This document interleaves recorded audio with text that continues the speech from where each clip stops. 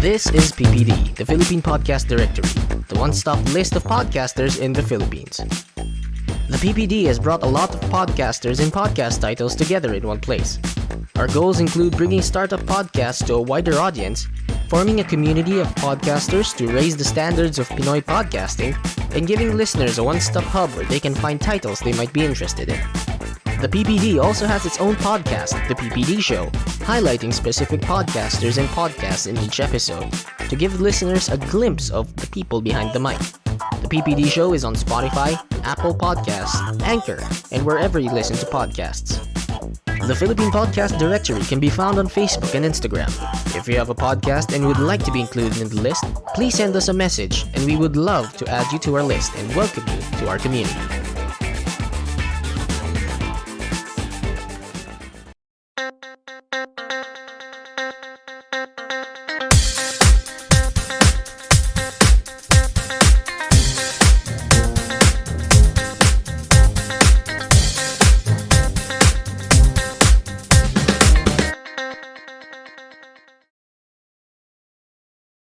This episode is sponsored by Podmetrics. Podmetrics is a platform we use to get all of the data we need for our shows, from who listens to us to where they are. If you want to start using Podmetrics, visit podmetrics.co and use the code DMTGShowPod. Again, that's podmetrics.co and use the code DMTGShowPod. Ayan, welcome to another Unfiltered Tagalog Wrestling Podcast.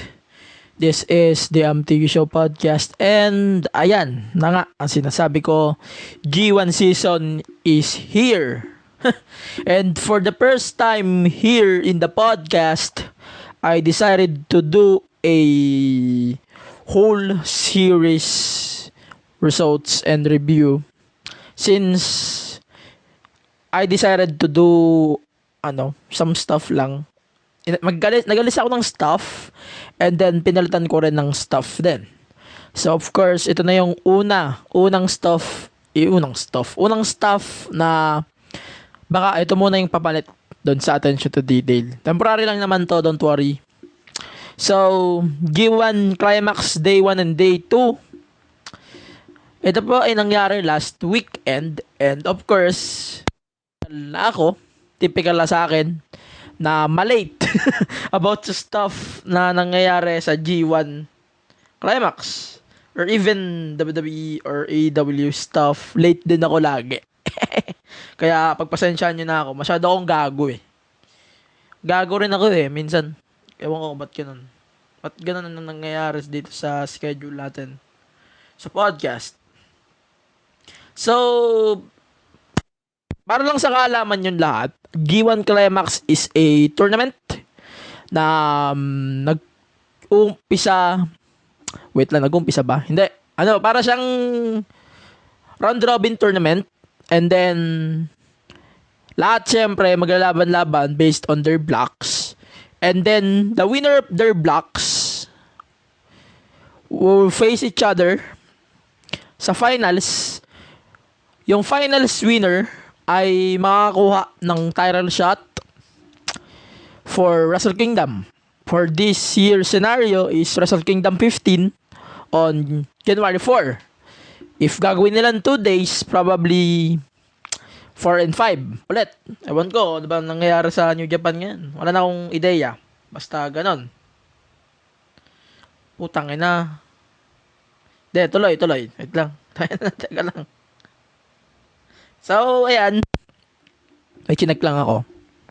Siyempre, unfiltered niya, di ba? Kahit anong ginagawa ko, nakaririnig yun din. So, ayan na.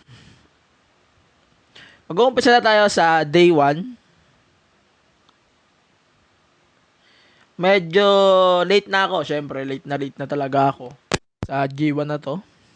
So, una guys, di ko sinama yung opener bouts ng G1 ngayong taon. Pasensyahan nyo na ako. Hindi ko talaga siya sinasama dahil kahit sa live, hindi ko rin siya papanoorin. Parang, kumbaga, filler lang talaga tong mga matches na to. So, sorry. Hindi ko talaga isasama yun.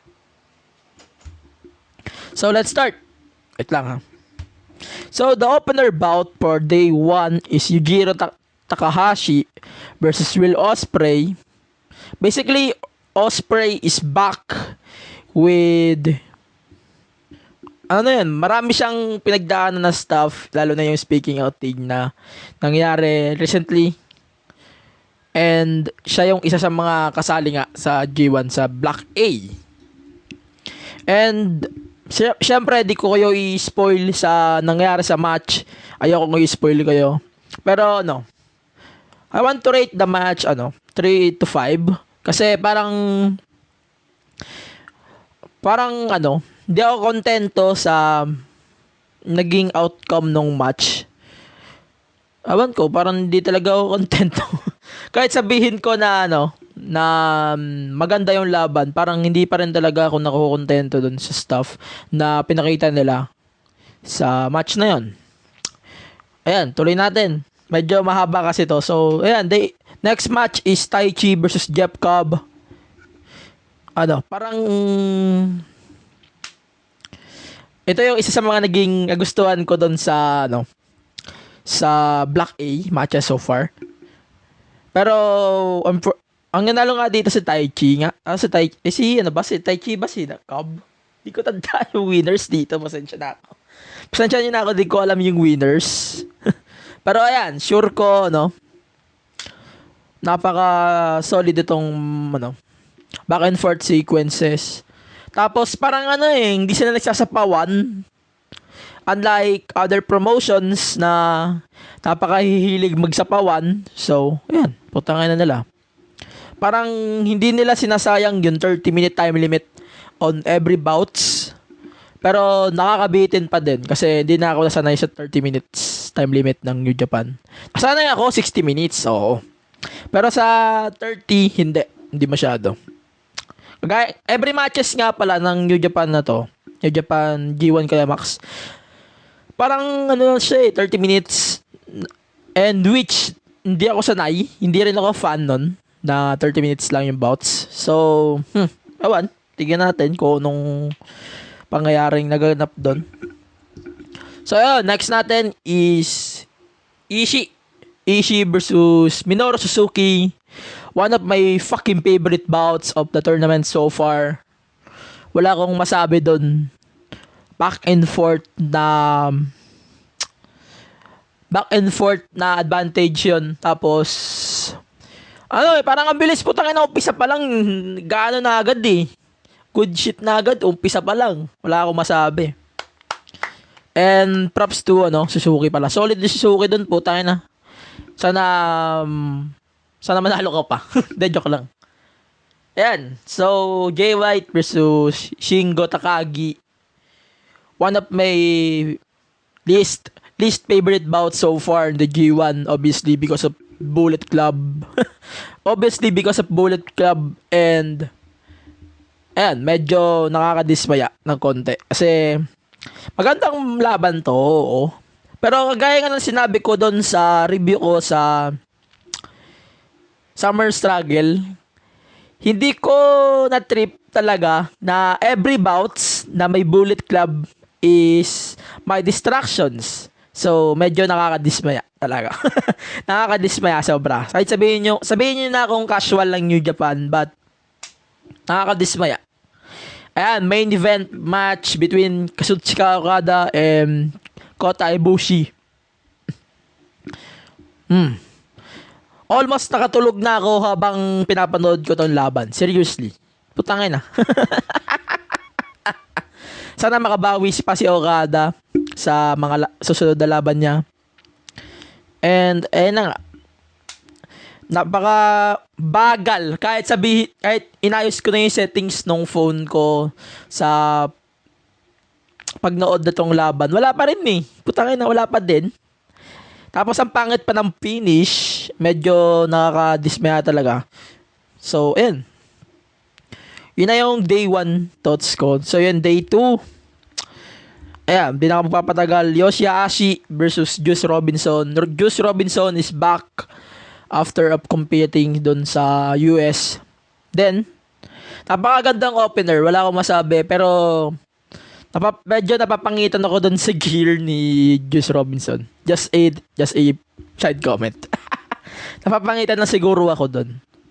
Pero let's proceed pa ulit, mahaba pa to. So, Sanada versus Toriano. One of the...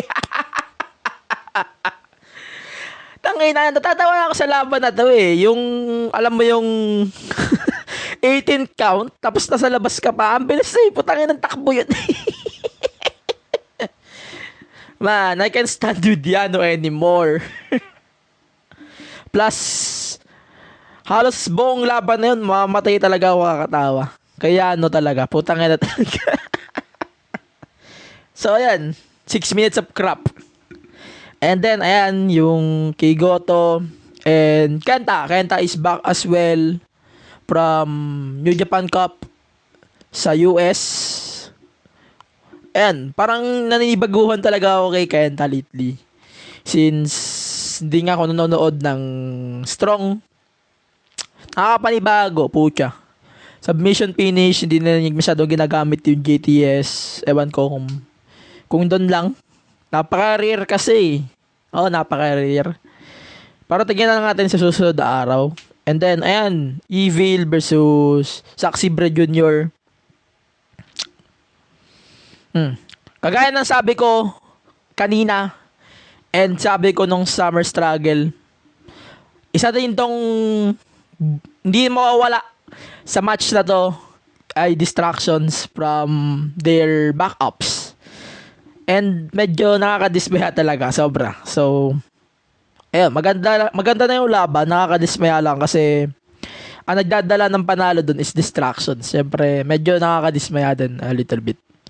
So, ayan, main event is Tetsuya Naito versus Tanahashi, former and IWGP tag champs. So, para sa akin, best match of the weekend so far. Second yung kaya Suzuki. Putangin na, talaga. Wala na akong masabing iba na hindi maganda doon sa bout na yun.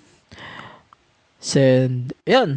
Yun na lang muna. Bibigyan ko lang kayo ng update doon sa, na hindi ko nasabi doon sa latest episode ko doon sa podcast. So, itong series nga pala na to about G1 is hindi siya weekly, alright? Hindi ko susundin yung days na ina-upload nung New Japan or yung kung anumang provider yung ginagamit ko for wrestling. Hindi ko susundin yung pagkatapos ng 2 day, after 2 days mag-upload ako ng review, and then ngayong susunod 3, 4, and 5 pagkasamahin ko yun sa isang episode. Ganon na lang ang gagawin ko. Medyo mahirap pag araw-araw na separate talaga. Putangin na. Pero, ayan, secret episodes to, parang ganon. So, ayan, yun na lang muna.